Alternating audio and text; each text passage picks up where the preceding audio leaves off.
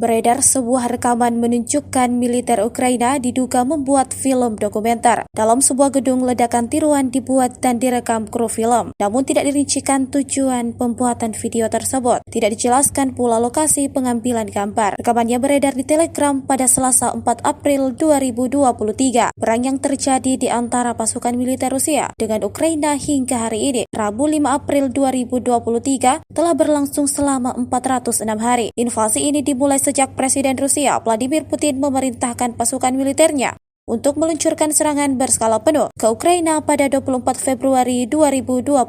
Konflik antara negara bertetangga itu hingga kini masih berlanjut, belum terlihat akan segera berakhir.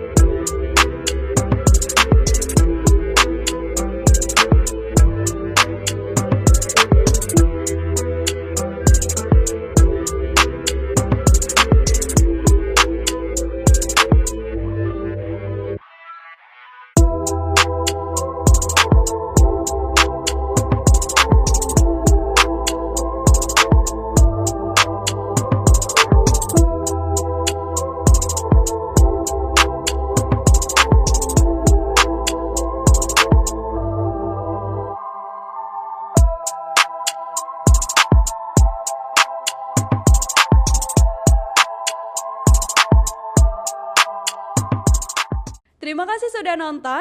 Jangan lupa like, subscribe, dan share ya.